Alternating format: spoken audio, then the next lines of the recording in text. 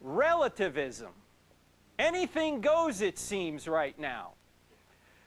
Now, there is an organization out in Washington State that actually went on to the University of Washington campus to ask the students some questions. And as you'll see, relativism is alive and well. In fact, Hank, you were just mentioning you just get to believe whatever you want. Apparently, that's what some of our best and brightest believe. I want to show you this video because when I saw this, I said, this is such a statement on our culture right now.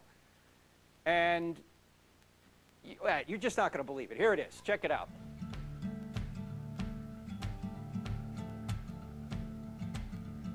There's been a lot of talk about identity lately, but how far does it go?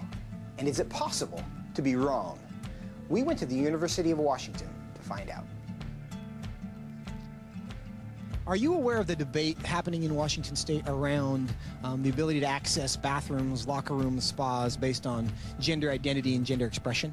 I think people should be able to have access to the facility. I think bathrooms could and potentially should be gender neutral because there doesn't need to be a classification for differences.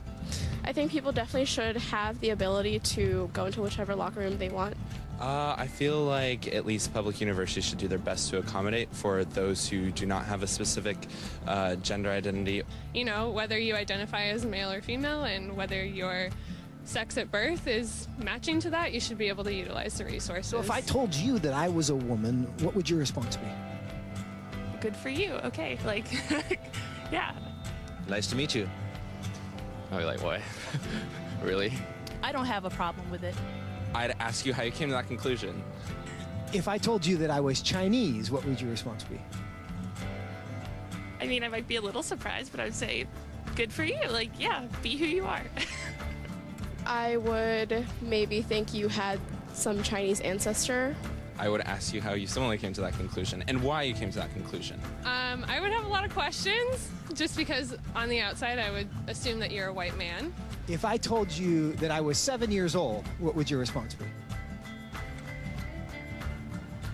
I wouldn't believe that immediately. I probably wouldn't believe it, but I mean, it wouldn't really bother me that much to go out of my way and tell you, no, you're wrong. I'd just be like, oh, okay, he wants to say he's 7 years old. If you feel 7 at heart, then then so be it. Yeah, good for you. So if I wanted to enroll in a first grade class, do you think I should be allowed to? Probably not, I guess. I mean, unless you haven't completed first grade up to this point and for some reason need to do that now. If that's where you feel like mentally you should be, then I feel like there are communities that would accept you for that. I would say so long as you're not hindering society and you're not causing harm to other people, I feel like that should be an okay thing. If I told you I'm 6 feet 5 inches, what would you say? That I would question. Why? Because you're not. No, I don't think you're 6'5". If you truly believed you're 6'5", I don't think it's harmful. I think it's fine if you believe that. It doesn't matter to me if you think you're taller than you are. So you'd be willing to tell me I'm wrong? I wouldn't tell you you're wrong. No, but I say that I don't think that you are. I feel like that's not my place as like another human to say someone is wrong or to draw lines or boundaries. No, I mean, I wouldn't just go like, oh, you're wrong, like that's wrong to believe in it. Because I mean, again, it doesn't really bother me what you want to think about your height or anything. So I can be a Chinese woman. You sure. But I can't be a 6'5" Chinese woman. Yes. If you thoroughly debated me or explained why you felt that you were 6'5", I feel like I would be very open to saying that you were 6'5", or Chinese, or a woman. It shouldn't be hard to tell a 5'9" white guy that he's not a 6'5" Chinese woman. But clearly it is. Why? What does that say about our culture? And what does that say about our ability to answer the questions that actually are difficult?